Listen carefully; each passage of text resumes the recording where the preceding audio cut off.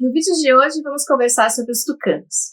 Vamos falar sobre o simbolismo associado a esses animais, representações arquetípicas, lendas, mitos. E para isso vamos entender um pouquinho sobre o comportamento deles na natureza para poder entender da onde nós humanos tiramos todos esses mitos, essas lendas, por que a gente tem essa leitura simbólica. Meu nome é Cássia Bar, sou doutora em arqueologia, especialista em análises simbólicas e em comportamento animal e você está no canal Natureza Simbólica e Aroma Espiritual. Bem, os tucanos pertencem a uma família que se chama Ramphastidae e dentro dessa família nós temos cerca de 40 espécies e muitas delas estão aqui no Brasil. Além dos tucanos, né? Por exemplo, do tucano toco, que é aquela imagem clássica de tucano que a gente tem outras aves também que estão nessa família aí. Por exemplo, os araçaris, que são, assim, umas aves um pouco menores que um tucano toco, uma ave, assim, de porte médio, bem colorida, bico colorido, pena colorida. A gente tem as saripocas, que são também aves um pouquinho já menores. E tem os que a gente chama de tucaninhos, né? Que você já deve imaginar que são estão entre as menores. Mesmo assim, a menorzinha delas, a gente não chama popularmente de tucaninho. O nome dela é araçari miúdo de bico riscado. E ela tem mais ou menos 29 centímetros e 130 gramas. A maior delas é o tucano toco, né? Ele é, de fato, a maior das espécies, a que chama mais atenção e a que a gente lembra quando a gente pensa em tucano. A maioria dos tucanos, ela vai viver em florestas que estão em áreas do sul do México ali, até mais ou menos o norte da Argentina. Então, são aves que habitam as Américas, são aves americanas, não existem mais nenhum outro continente, nenhum lugar do mundo. Elas estão muito ligadas a questões tropicais, né, do nosso idealismo do que seria um tropicalismo, né, por causa disso, assim como as araras. No vídeo das araras eu falo bastante disso, que o simbolismo das araras em muito é ligado a essa questão do calor, do sol, dos trópicos, do colorido, do tropical e de uma assinatura de algo que seria brasileiro, algo que seria da América Latina. E os tucanos, eles estão aí também nessa mesma vibe. A gente vai ter, então, também tucanos que, além de estarem aí nessas áreas quentes, nessas áreas de florestas, também habitando, por exemplo, áreas de altitudes até 3.000 metros nos Andes. Então, são aves surpreendentes, não são, apesar da gente querer dar um rótulo para eles, você vai ver que é um pouco difícil, porque eles surpreendem a gente bastante. Então, a gente quer, por exemplo, nesse caso, dar o rótulo para eles de símbolo de país tropical, e aí me aparece uma espécie que vive em uma floresta temperada a 3.000 metros de altitude nos Andes. A gente vai ver que isso vai acontecer algumas vezes com a nossa ideia sobre essa ave. Então, a palavra surpreendente é uma das palavras que eu quero já aqui no comecinho destacar como uma das que vai aparecer aqui, né, na composição simbólica desse animal. Os tucanos, eles têm um corpo todo adaptado para viver em floresta. A grande maioria deles vai viver em florestas. Uma exceção, né, porque sempre tem, porque biologia não é matemática, seria, de fato, justamente o tucano toco, né? O nosso queridão aí, ele vai não só ser encontrado na floresta amazônica, na Mata Atlântica, mas também em áreas de cerrado e áreas de florestas mais abertas. E por ser um cara que se adapta bem a essas áreas mais abertas, hoje é cada vez mais comum encontrar ele nas cidades também. Então, ele está aprendendo a ir por exemplo, em uma cidade que tenha uma parte reflorestada aqui e outra um pouco mais para cá, ele está aprendendo a transitar entre essas faixas pequenas de mata, de floresta que tem nas cidades e aproveitar esse ambiente. Ele também vai ser responsável, junto com os outros tucanos, pela grande dispersão de sementes, por uma grande dispersão de sementes, que vai ser justamente uma das ações que vai fazer as florestas crescerem, porque eles se alimentam de frutos bastante, né? A gente vai falar da alimentação, mas o fato deles se alimentarem muito de frutos faz deles aves que são aves plantadoras de floresta. São aves que, quando comem ali um frutinho, muitos desses frutinhos têm sementes dentro que, com esse ato do tucano fazer essa quebra, essa sementinha que estava dormente, ela acorda, vamos dizer assim, e ela já está pronta para ser, então, uma sementinha que vai dar origem às árvores, né? Ele traz nele essa característica simbólica de regeneração e de nascimento, bem forte. E não é qualquer nascimento, ele dá nascimento às florestas. E florestas são vida, né? Ainda mais hoje que a gente está passando por toda essa questão climática e que tem gente que tem a pachorra de olhar na nossa cara e falar que não tem aquecimento global. Mas, graças a Deus, nós temos tucanos. Fora o tucano-toco, como eu falei para vocês, a grande maioria vai gostar de ficar em florestas fechadas e vai ter o corpo todo adaptado para isso. Então, vai ter asas menores. Você pode perceber que são aves que não têm um comprimento e uma abertura de asas gigantesco, assim. Não tem aquela amplitude, que é justamente para ele poder voar numa boa no meio de um monte de árvore, né? Porque senão ele seria uma ave que habitaria locais mais amplos, ou que voaria muito alto, como, por exemplo, alguns rapinantes, né? O urubu, por exemplo, ele tem que voar bem alto e não necessariamente ele habita florestas, né? Já os tucanos estão adaptados para isso.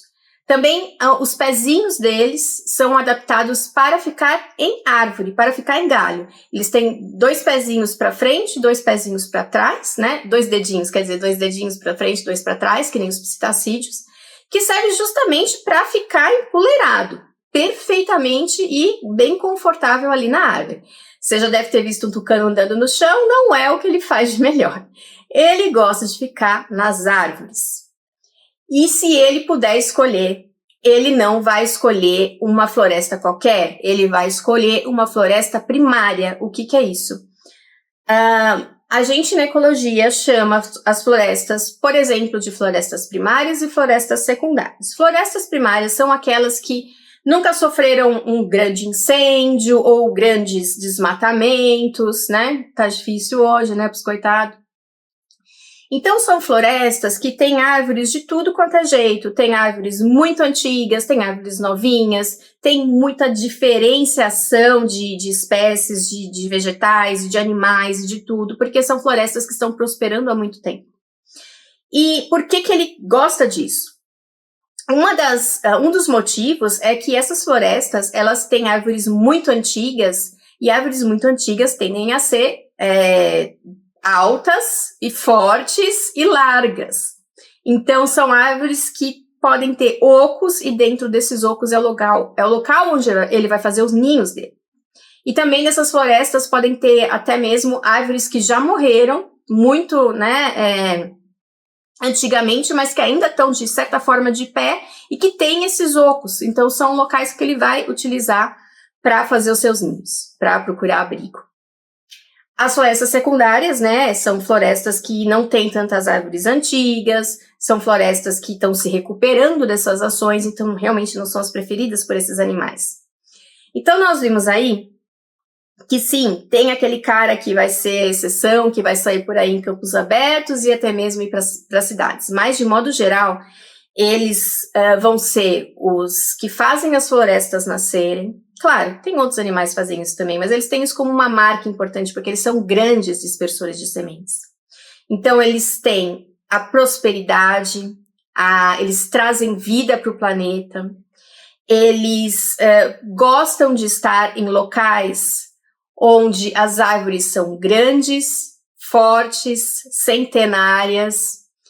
E quando a gente pensa em uma floresta que tem árvores centenárias, na psique humana é quase inevitável a gente olhar para aquela grandiosidade, aquela aquele ser que está vivendo há tantos séculos, às vezes, e pensar que aquele ser é um sábio, que aquela árvore é um símbolo de sabedoria porque ela viveu muito. É uma coisa que a gente faz naturalmente no nosso inconsciente coletivo, a gente liga essa longevidade à sabedoria, né? De um modo simbólico.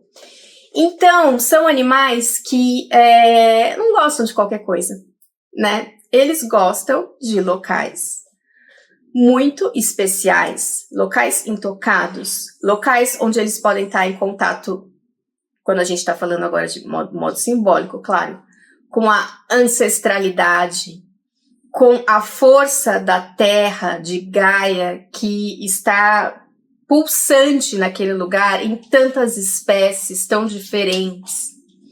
Eles também vão ter ali contato não só com toda essa vida milenar, mas também com árvores que já morreram, mas que eles usam para fazer seus ninhos. Também porque ainda estão de pé. Então, eles vão ter contato com a vida, vão ter contato com a morte, vão ter contato com o passar dos séculos e vão ter contato com a ancestralidade. Todas essas palavras, todas essas metáforas fazem parte da construção simbólica desse animal. A vida e a morte também vão estar ali junto do que ele se alimenta simbolicamente, porque ele sim se alimenta de sementes, né, de frutinhas, gosta muito, mas ele também é um caçador. Ele caça insetos, ele rouba ovos de outras aves, ele pode até caçar pequenos mamíferozinhos e também répteisinhos, né? E também filhotes de outras aves. Então, além dele ser aquele que traz a vida, que povoa florestas, que é abundante, ele também vai ser aquele que vai trazer a morte. O que é algo muito comum nas mitologias desse planeta. Porque a vida nunca está dissociada da morte, não existe o viver para sempre aqui. As coisas, elas ocorrem aqui de uma maneira cíclica, né? Aquela árvore que morreu pode estar servindo de ninho onde vai nascer a nova vida, mas a nova vida está nascendo na morte. Ou ele pode atacar um ninho, que é a nova vida de um sabiá, por exemplo, e causar a morte. Então, temos aí o famoso par de opostos, né, que nós que estudamos psicologia e antropologia gostamos tanto, que está aí, mais uma vez, na imagem de um animal, nesse caso do tucano, né? Questões morte e vida, então, vão estar bastante presentes. Por ele atacar esses ninhos, né, claro que os outros pássaros não gostam dele nem um pouco, né? É muito comum você ver os pássaros formando gangues para expulsar tucanos, porque de fato ele pode fazer isso, né? Ele pode ficar assim numa boa só comendo frutinha, mas ele pode fazer isso se ele quiser. Bem par de opostos. E ele se garante muito bem, principalmente por causa do bico, porque claro, né? Se a gente está falando de tucano, a gente vai ter que falar desse bico, que é a marca desses animais. Não tem como a gente confundir ele com o outro. Aliás, até tem, porque tem alguns calaus na África, por exemplo, que tem um bico um pouco parecido, mas são famílias totalmente diferentes, são espécies diferentes, de comportamentos diferentes, não tem nada a ver. O bico é até meio aberto e tal. Não tem muito a ver aqui. Esse bico é só do tucano mesmo, esse bico ele é só das Américas mesmo. Bem, falando do bico, a gente já vai ter mais um exemplo de como esse animal é surpreendente. Porque o que qualquer um pensa sobre esse bico, quando você olha para esse bico? Nossa, que difícil que deve ser para esse animal voar. Nossa, esse bico deve ser muito pesado. Por isso que ele anda desse jeito, não consegue nem andar no chão. Isso aí deve atrapalhar a vida dele pra caramba. Como é que esse animal vive, né? Como é que a evolução permitiu isso? Então, quando a gente olha pro bico, a gente sempre pensa que ele tá carregando um peso, né? Na verdade, o bico é super leve. E eu já vou explicar o porquê. Mas antes de explicar o porquê, queria chamar a atenção de vocês para a seguinte coisa. A gente olha para essa ave, a gente pensa que ele está carregando um peso e ele não está. Esta é uma ave que habita florestas preferencialmente muito antigas, florestas ancestrais, florestas que nos levam a pensar em símbolos como sabedoria, por exemplo. É como se nós, em um estágio da vida, olhássemos para ele e não tivéssemos ainda maturidade, sabedoria para entender que dá sim para ter lembranças, vivências, às vezes de coisas muito difíceis. A gente está na vida, né? A gente está vivendo, não é só coisa boa que acontece na nossa vida, a gente acontece às vezes coisas terríveis, né? E por um tempo a gente carrega um peso muito forte, muito grande, e a gente acha que esse peso nunca vai cessar e que a gente vai carregar esse peso para sempre.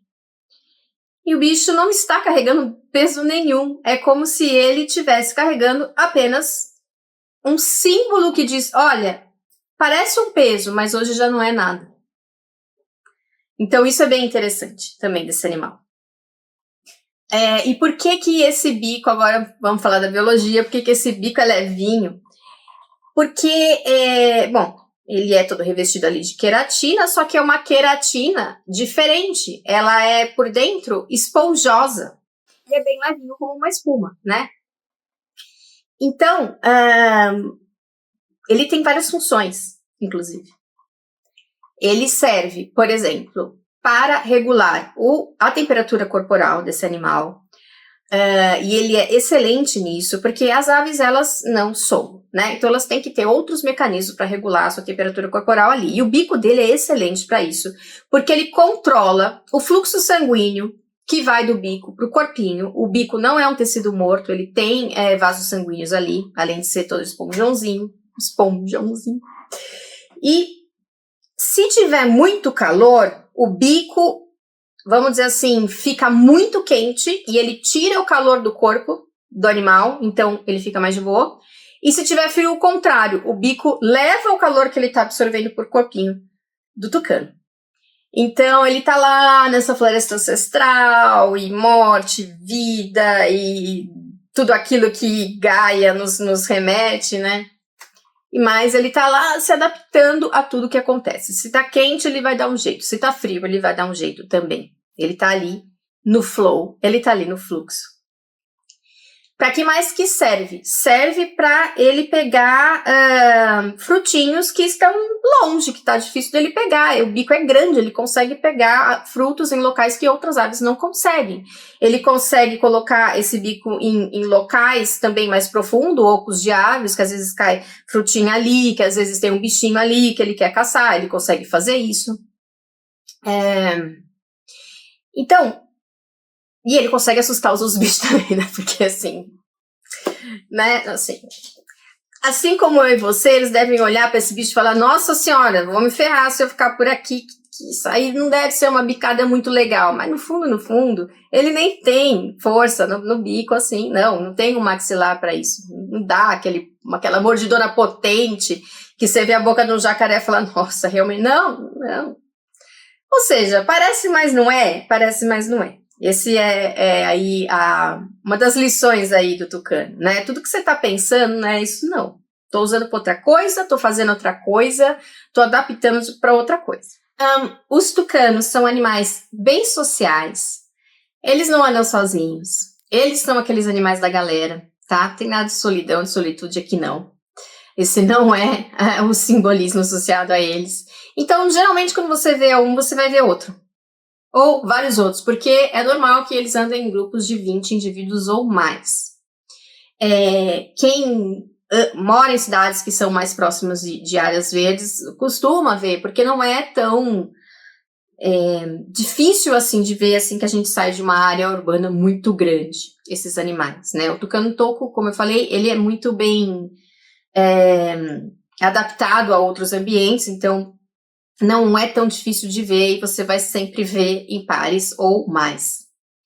Eles são falantes, eles gostam de conversar, tem muitas maneiras de conversar, né? Gestos corporais, barulhos que eles fazem com o bico, né? Um batuquinho ali, né? Que são certos toques, por exemplo, uma musiquinha, uma percussão que eles fazem que significa alguma coisa ali na comunidade deles.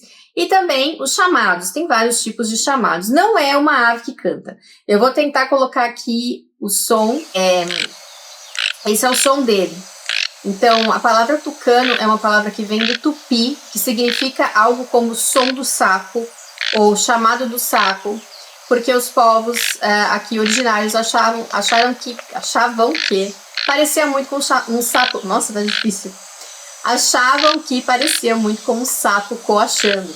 Então, assim, bonito não é, né? Vai ser aquela ave que a gente vai falar que é ligado aos cantores, ligado ao amor, à poesia, ao som, ao ar, mas não. Tá bom? Mas eles gostam muito de conversar, e esse é o jeito que eles conversam, e para eles tá muito do que bom, né? Porque afinal de contas, eles são muito diferentes, né? São aves diferentes, não é qualquer ave. Alguns tucanos vão ter rituais de acasalamento bastante bonitinhos, interessantes. Tem alguns, por exemplo, que vão jogar frutinhas uns para os outros, né? Olha aí o bico mais uma vez servindo para uma outra coisa ainda. E eles vivem juntos, mas pode acontecer em algumas espécies de, na época do acasalamento, a fêmea e o macho se afastarem do grupo, irem para fazer o ninho e cuidar desse ninho e só voltar para o grupo com os filhotinhos já crescidinhos. O pai e a mãe cuidam muito bem dos filhotinhos, né? Então, como é comum nas aves, eles são monogâmicos e o pai e a mãe vão fazer o cuidado parental. Vão cuidar dos filhotinhos, o macho vai cuidar da fêmea enquanto ela estiver ali no ninho, vai trazer comida para ela também. É uma família muito, muito fofinha. Eles cuidam muito bem uns dos outros. O ninho, né? Eles vão então procurar um oco, geralmente de árvore já feito, por exemplo, o pica-pau, eles gostam muito, então um oco que o pica-pau escavou ali e abandonou é um lugar que eles vão escolher, que é bem legal para eles. Como o bico deles não é forte, eles raramente vão escavar um oco de árvore ou um oco qualquer. Se forem escavar, se forem ter que fazer, eles vão fazer, por exemplo, num pupizeiro, numa árvore apodrecida, num barranco, ou seja, em locais que são mais molinhos, tá? Então você pensa que o bico pode escavar porque ele é forte, você quer, não é, tá bom? Tudo que você pensa dele não é. E uma coisa, bom, e aí eles vão fazer o ninho, né? A fêmea e o macho então vão trazer gravetinho, vão trazer um monte de coisa para deixar esse oco dessa árvore mais aconchegante para os ovinhos. Ela vai pegar, e ele também, sementes, e vai regurgitar essas sementes também dentro desse ninho, porque isso vai formar como se fosse um substrato, e na hora que nascerem os filhotinhos, e os filhotinhos começarem a fazer as necessidades ali, ela consegue pegar isso mais fácil e limpar o ninho. São muito higiênicos. Eles gostam ali de cuidar bem, gostam tanto de cuidar tão bem que são muito inteligentes e vão muitas vezes escolher ocos de árvores que estão próximos a ninhos de vespa, ninhos de abelha, de formiga. Por quê? Porque isso vai fazer com que um possível predador não chegue perto, porque vai ver aquele vespeiro ali, vai falar, eu que não vou aí mexer nesse buraco. E por que ele não se incomoda com esses animais? Na verdade, ele é bem esperto, então a abertura, por exemplo, do vespeiro tá aqui, a abertura do ninho dele tá aqui, não é a mesma entrada, e ele vai entrar e sair bem rápido. Então, ele não vai ter conflito com esses outros animais, e sim vai se beneficiar da presença deles ali, porque eles vão proteger o ninho. Então, além de ser um animal que cria florestas, né, que cria vida para esse planeta, e não é qualquer floresta, né? Nós estamos falando da Mata Atlântica, nós estamos falando da Amazônia. Você imagina esse planeta sem Amazônia? Não dá, né? E tá aí os tucaninhos fazendo o trabalho deles. Eles também vão cuidar muito bem da vida que eles estão trazendo aí e vão se utilizar de tudo que eles puderem ali, de toda a sabedoria dessa floresta, da sabedoria que eles têm sobre essa floresta para poder fazer com que esses ovinhos vinguem, né? Que esses ovinhos sejam tucaninhos. Antes de entrar, então, nos mitos e lendas, eu vou contar uma novidade para vocês, que é o novo curso que eu lancei, que é a Jornada dos Animais de Poder. Gente, que eu fiz com muito carinho e que tá muito legal. Então, vão ser 8 etapas desse curso. Cada etapa vai durar no mínimo uma semana para você fazer ali os exercícios, as meditações, entender sobre aquele animal, é uma jornada de autoconhecimento, é uma jornada de empoderamento. É um momento que você tira para você se cuidar, para você entrar em contato com conteúdos do seu inconsciente e mudar comportamentos que não são legais mais na sua vida. E com isso a gente vai ter ferramentas como aromaterapia, alquimia na visão da psicologia analítica, na visão de Jung, a da jornada do herói, que é a jornada dos animais de poder, ela foi assim livremente inspirada na jornada do herói também, do simbolismo dos animais de poder, do trabalho com essas representações arquetípicas, o que isso nos traz, né, em termos de que você está trabalhando com uma imagem de um animal, é um símbolo que está no nosso inconsciente coletivo, que é tudo que eu falo aqui para vocês nesses vídeos, só que nessa jornada ele vai ser totalmente voltado para você resolver suas questões que você tem naquele momento. Por exemplo, se você tem alguma frustração na sua vida naquele momento e você não está conseguindo mudar o seu comportamento, o seu pensamento, essa jornada vai te ajudar a fazer isso, tá legal? E você faz ela no tempo que você quiser. Se você quiser ficar no primeiro exercício uma semana ou quiser ficar no primeiro exercício um mês, é por você, certo? Então, visitem a página onde está aqui, né, no meu Linktree, para vocês entenderem direitinho. Tem um vídeo explicando como que é a jornada, tá aqui no YouTube, tá nessa página. Vocês vão gostar. Fora isso, tem outros também cursos, né, que é parte de aromaterapia, que é o curso de enferragem caseira, para você aprender a fazer seus próprios perfumes, e o curso também de óleos vegetais para pele. E fora isso, temos as páginas, tá tudo no Linktree também, de venda de arte, dos serviços que a gente oferece aqui na Natureza Simbólica. E se você puder me ajudar, será muito bom para que eu mantenha este canal, porque às vezes realmente não dá para fazer tantos vídeos com tanta frequência como eu gostaria. Então, tem um apoia-se, curta, compartilhe, comente, passe para as pessoas que vocês gostam, para o YouTube entender que esse conteúdo é importante, certo? Vamos começar então a falar sobre as mitologias, e é claro que aqui no Brasil a gente vai ter muita mitologia sobre o tucano, porque aqui a gente tem muito tucano, de tudo quanto é jeito, de tudo quanto é cor, de tudo quanto é tamanho, né? Então, entre os Yanomami, por exemplo, o tucano, ele vai ter aquele caráter daquele que fala, e quando ele fala, é como se ele estivesse falando da morte e da vida. É como se ele estivesse, às vezes, expressando luto. Eu falei para vocês que ele é um animal que vai trazer a vida para a floresta, mas ele também é aquele que vai trazer a morte para os filhotes dos outros. Ele está ali nesse limiar vida e morte, ele transita entre a vida e a morte, ele transita entre âmbitos, simbolicamente. E quem transita entre âmbitos, simbolicamente, nas sociedades aqui das Américas, não só aqui, mas no caso aqui é só daqui, porque não tem tucano em outro lugar, então a gente só está falando daqui, é o xamã. Para os Yanomami, o xamã primordial, ou seja, o primeiro xamã que apareceu no mundo, é Omama. Então, Omama tinha um irmão, que era o Ioase. O Omama, ele queria que as pessoas pudessem viver para sempre, pudessem ser jovens para sempre. E o Ioase achava que essa ideia não era legal. Então, eles eram meio par de opostos, né? Morte e vida. Aí, um dia, o Ioase viu a mulher de Omami indo dormir numa rede, e ele uma rede, imagina assim, que a rede tinha 2 paus, assim, né, amarra para onde a gente amarra a rede.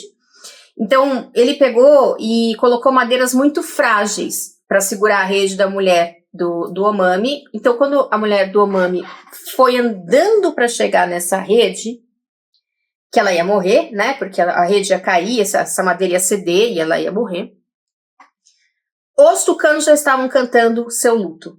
Eles já sabiam o que ia acontecer, né? Porque eles são ligados nisso, eles são ligados nesse movimento. Então, o Omami não pôde fazer nada, porque o irmão dele já tinha trazido a morte para o mundo. Então, a partir daí, todos nós humanos nos tornamos mortais. O Ioase, que foi esse que trouxe a finitude, né, para a vida de nós humanos, ele também criou o ser que é a lua, que é o Pori-Poriri. E é por isso que a lua morre, né? por isso que ela passa por fases. Então, o Poriporiri, ele está numa canoa nos céus. No começo, ele é novinho, né, um bebê, ele vai envelhecendo, né, ele chega lá na maturidade, vai envelhecendo e morre, né, quando chega ali na lua nova, não tem mais nada no céu, então é como se ele tivesse morrido. E quando ele morre, suas filhas sempre choram, e também os tucanos sempre choram. E essas lágrimas, que são o luto dos tucanos, elas vão se transformar em chuva, e a chuva vai trazer a vida para a terra. Então, mais uma vez, a questão morte e vida, né? Então, aquele que traz a morte, que percebe a morte, é também aquele que vai trazer a vida, que vai encher a floresta de vida, que é o que os tucanos fazem mesmo. Os Yanomami também acreditam nos Charipis. Os Charipis são os espíritos ancestrais que deram origem a todos os animais. Então, cada animal tem um Charipi. Mais ou menos como se fosse um elemental para nós, tá? Aquele ser da floresta, aquele ser especial, só que nesse caso ele é um elemental que é responsável por um certo animal. Ele é um grande ancestral, grande espírito ancestral de um certo animal. Os Charipis, eles são resplandecentes, eles são perfumados, eles se alimentam de coisas sutis. Eles não têm nada a ver com a gente, tá? Os Charipis, eles são angelicais, eles são incríveis. E o xamã, ele chama os Charipis para os rituais, porque através da ajuda dos Charipis, ele consegue trabalhar rituais de cura de pessoas, de doenças, cura da terra, né, do que precisar. E cada Charipi tem seu canto especial, cada Charipi tem sua especialidade, né, nessa configuração, né, do trabalho com o xamã. E, especificamente, por exemplo, o Charipi do tucano é um dos animais que vai ajudar o xamã a regurgitar a doença das pessoas. Então, é como se ele entrasse lá dentro, o Charipi do tucano, tirasse lá dentro o que tá morto, o que tá ruim, o que tá doente, e regurgitasse isso. Falei para vocês que o tucano regurgita as sementinhas para fazer o ninho, e depois, nesse ninho, os filhotinhos dele vão fazer as necessidades, ele vai pegar aquilo lá que tá morto, né, que tá ruim, que é uma coisa que poderia fazer mal pros filhotinhos, a sujeira, e vai jogar fora, certo?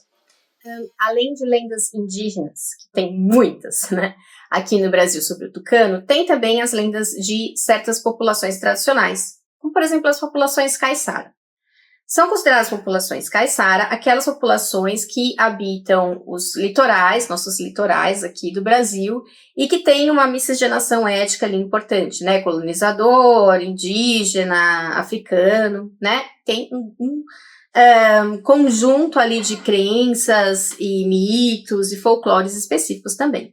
Então, por exemplo, entre os caiçara da região da Jureia, em São Paulo, eles acreditam em uma ave mítica que seria o tucano de ouro.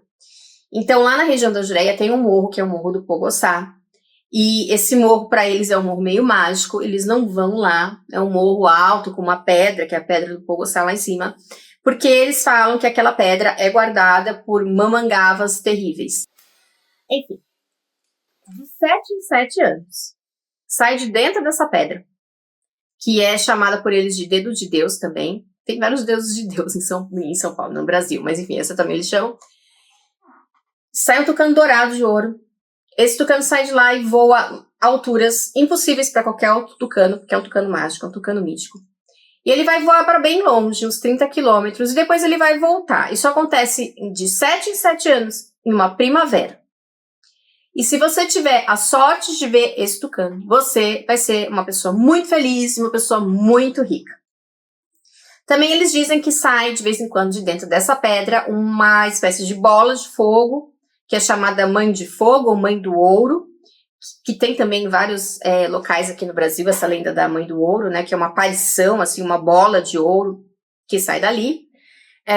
E aí, cada lugar também tem suas lendas em relação a isso, né. Como eu falei para vocês, os tucanos, são muito ligados ao elemento terra, e se a gente for pensar na filosofia asiática, né, por exemplo, chinesa, a gente vai falar diretamente que ele está ligado ao elemento madeira, porque ele é um bicho da floresta, ele é ligado à floresta. Só que também ele é um animal diurno, né? A gente não vai ver o tucano voando à noite. Não é um diurno, tem ali seus hábitos diurnos. Então, a gente pode dizer que ele é também ligado ao elemento fogo do elemento sol, né? Então, a gente vai ter muito forte o elemento terra, o elemento madeira, mais precisamente ainda, né? Porque o coitadinho nem anda de jeito na terra. Mas é que aqui, para nós, o Ocidente, o elemento terra, ele engloba também o elemento madeira, né? Então, o abrigo das árvores, a questão dele replantar a floresta inteira, isso tem a ver com o elemento terra, né? Com o elemento que é o elemento que nos dá a vida. E o sol, que é o elemento que ele, no qual ele age, né? Que permita com que ele haja no mundo. Então, foi escolhido para esse mito um animal, que é um animal ligado ao, que tem suas características, né, suas atividades de dia, que é o tucano, que está no oco de uma pedra, que é o que fazem os tucanos, né? Eles ficam nos ocos das árvores, fazem seus ninhos nos ocos das árvores. Então, é que como esse tucano tivesse ali por 7 anos, que é um número mágico, né? A gente sabe tudo, o número 7 e tal, que é da completude, das 7 cores do arco-íris e tudo mais. Então, ele tá ali em todo um ritual, né? Desse tucano mágico, nesse tempo mágico, criando ali algo muito importante, que vai trazer muita prosperidade, muita coisa boa para a pessoa que tiver a chance de ver esse tucano, porque afinal de contas, ele é aquele que traz a vida para as florestas, e nesse caso ele está criando ali um tesouro especial, uma coisa de ouro, cheia de ouro e tal, que a pessoa que vê vai receber essa energia e vai também ser uma pessoa muito próspera. Essa questão do tucano ser aquele que é ligado à morte e à vida, e aquele que que tanto chora pelo que vai acontecer. Por exemplo, nesses mitos Yanomamis, a gente vê que antes da mulher do Omama morrer, ele já está chorando. Ele já está prevendo que ela vai morrer. Também, curiosamente, ocorre de uma forma similar entre povos maia do estado de Chiapas, do México. Eles acreditam que os diferentes chamados do tucano, as diferentes vocalizações, servem para avisar de males diferentes que podem acontecer. E eles estão fazendo isso para ajudar as pessoas. Então, por exemplo, existem cantos que eles falam, não é bem um canto, né? A gente não pode, também eu quero. Tadinho, né? É uma vocalização. Mas vamos passar o pano aqui pro tucano. Tá ajudando as pessoas. Então, por exemplo, ele faz a vocalização e essa vocalização X... esse povo reconhece como, e ele tá me avisando que no meu caminho vai ter uma serpente, que a serpente pode me atacar. Então, daí ele já muda de caminho. Então, isso também tá ocorrendo ali. Bem, quando os colonizadores chegaram aqui, vocês já podem imaginar que esse bicho chamou muita atenção, né? Eles nunca tinham visto um negócio parecido com esse.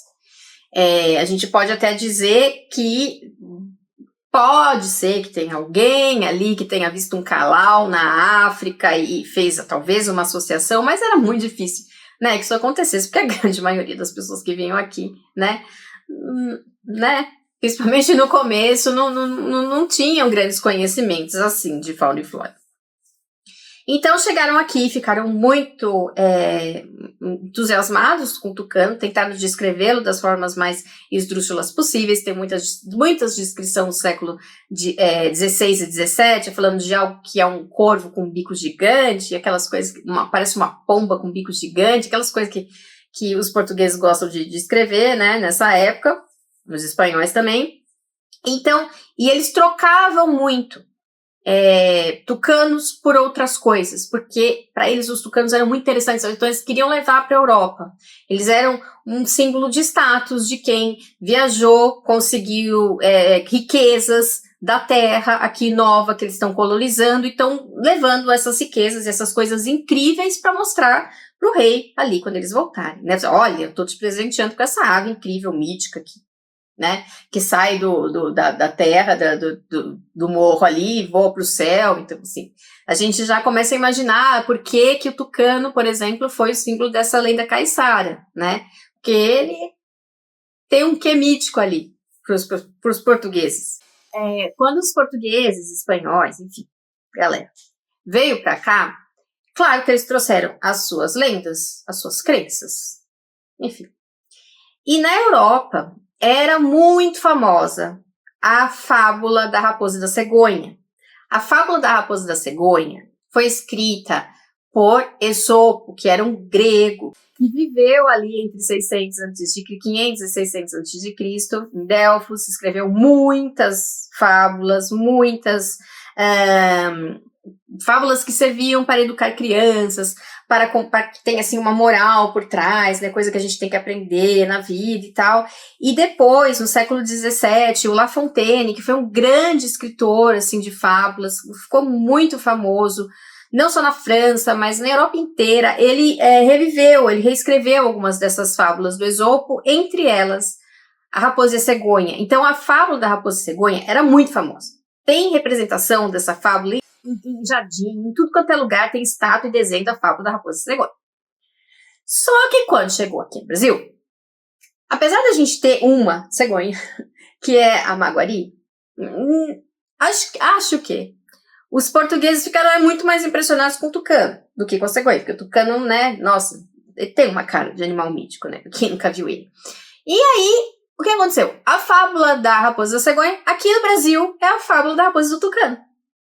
E consta que, nessa fábula, a raposa, né, que é uma espertinha, que é um trickster, né, vai lá no vídeo raposa, que você vai entender que é um trickster e tudo mais, quis zoar da cara da cegonha, no caso aqui no Brasil, da casa do tucano. E convidou o tucano para comer mingau, num prato raso. E ela, ai, que delícia esse mingau, lambendo, né, e o tucano não conseguia comer, porque o tucano tem aquele bico gigante, e o prato é raso, e como é que faz? Aí o tucano ficou pé da vida e falou, tá, pode esperar. Aí chamou a raposa para jantar. Falei, raposa, eu vou te retribuir aí a sua gentileza. Chega mais. Vamos comer aqui um mingau comigo aí, que o tucano fez? Botou o mingau em um tubo grande, né, um vaso grande, e aí enfiou o bico naquele vaso e conseguiu beber todo o mingau. E é óbvio que a raposa não conseguiu comer todo o mingau. E essa fábula, ela tem aquela moral, né, de não faça os outros o que não gostaria que fizesse com a gente e tal. É só para ilustrar que aqui no Brasil o tucano ele era tão assim incrível para os portugueses e tudo mais que acabou essa lenda aqui sendo contada, essa fábula, quer dizer, sendo contada dessa maneira. É também ali no século XVI e XVII que a gente tem o início e a criação da constelação de Tucano. Então, astrônomos holandeses, quando eles fizeram as suas expedições, observaram no céu do hemisfério sul, que eles não tinham catalogado ainda, e catalogaram várias constelações. E uma delas, eles colocaram um nome que possivelmente se referia ao Calau. Lembra do Calau que eu falei no começo do vídeo, que é aquele pássaro lá da África, que parece os tucanos? Porque, afinal de contas, eles estavam nas Índias orientais, né? Então, lá na Ásia, que é onde tem Calau também, além da África. Não tem nada a ver com tucano. Mas, papo vai, papo vem, ali no século XVI, no século XVII, na hora que chegou lá na Inglaterra, eles interpretaram aquele mapa, aquela figura, aquele desenho, elas falaram, esse aqui é aquele bicho brasileiro, esse aqui é aquele tucano lá. E aí ficou tucano. Então, hoje nós temos a constelação tucana, que é a constelação em honra, coitado, talvez fosse em honra ao Calau, mas virou em honra ao tucano, com esse nome mesmo.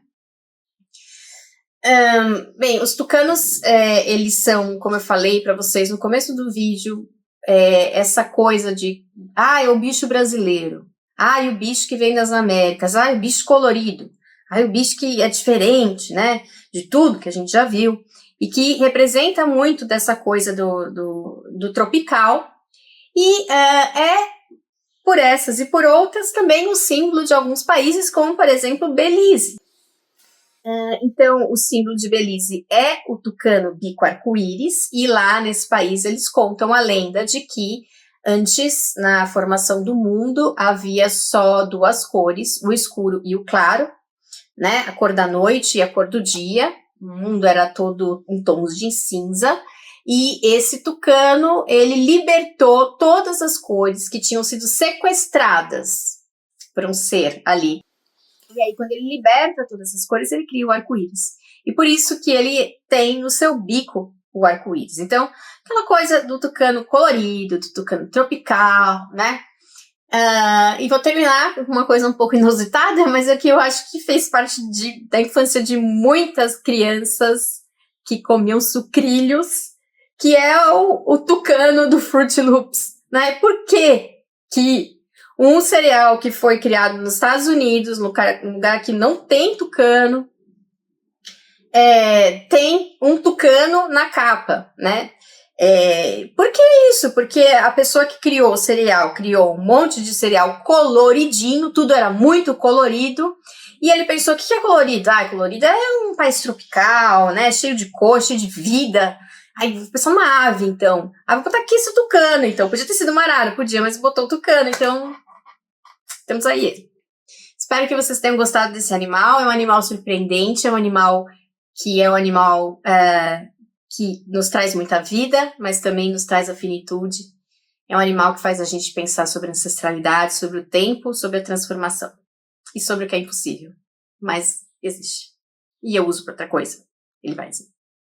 Até o próximo vídeo.